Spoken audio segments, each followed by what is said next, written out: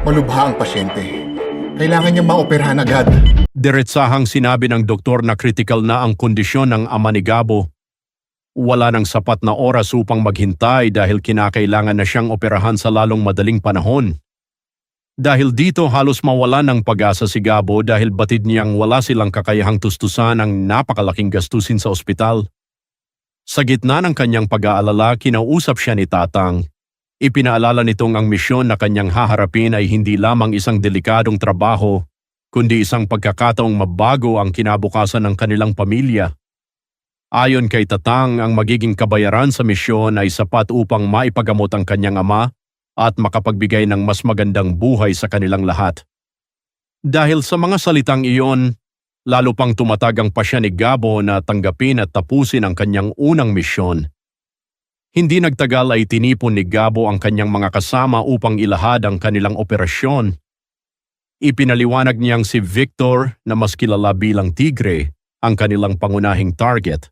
Kapag nahuli nila ito, magiging matagumpay ang kanilang misyon. Ngunit may isa sa kanyang mga kasamahan ang nagpahayag ng pangamba. Ayon dito, napakalaki ng panganib na kanilang haharapin at maaaring buhay nila ang maging kapalit. Gayunpaman nanatiling matatag si Gabo.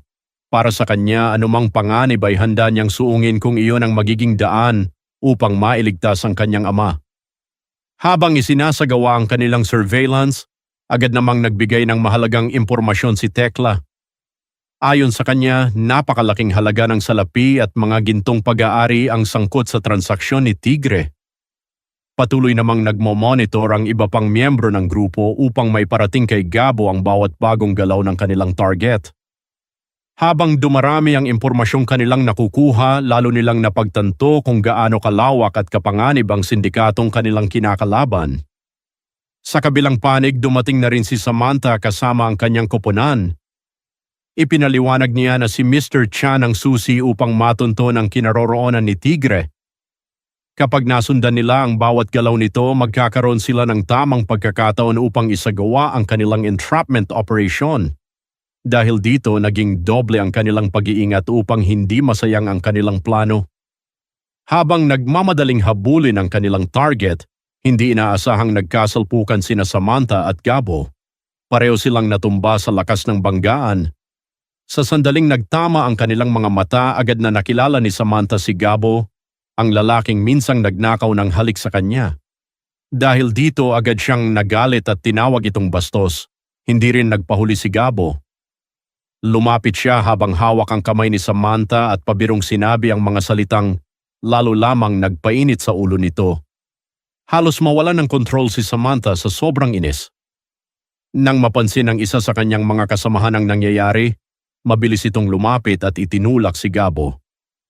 Hindi na ito nagdalawang isip na bumunot ng baril at itinutok sa kanya. Saglit na nabalot ng matinding tensyon ang paligid habang nagkakatitigan ang magkabilang panig. Ngunit habang abala silang nagtatalo, sinamantala ni Tigre ang kaguluhan. Tahimik itong nakatakas bago patuluyang maisara ang lahat ng posibleng daanan. Nang mapansing nawawala na ang target, agad na kumilos ang magkabilang grupo. Mabilis na inutusan ni Samantha ang kanyang mga tauhan na habulin si Tigre. Kasabay nito, nagbigay rin ng utos si Gabo sa kanyang mga kasamahan upang huwag hayaang makalayo ang kriminal. Hindi nagtagal ay muli nilang natunton si Tigre sa ibang lokasyon. Pagkakita pa lamang sa target ay sabay na silang kumilos. Sa kabila ng kanilang hindi pagkakaunawaan at palaging pagtatalo, napilitan silang magsanib puwersa upang mapigilan ang pagtakas ni Tigre. Ipinakita ni Samantha ang kanyang husay sa bawat galaw ng operasyon, habang buong tapang namang hinarap ni Gabo ang kanilang kalaban. Habang tumatagal ang kanilang bakbakan, unti-unti nilang naisusukol si Tigre. Hindi man nila namamalayan, nagiging mahusay silang magkatambal sa gitna ng matinding panganib. Habang nakikipaglaban si Gabo para sa buhay ng kanyang ama, lalo siyang naging determinado na tapusin ang kanyang unang misyon. Samantala, iisa rin ang layunin ni Samantha, ang tuluyang mapabagsak si Victor alias Tigre.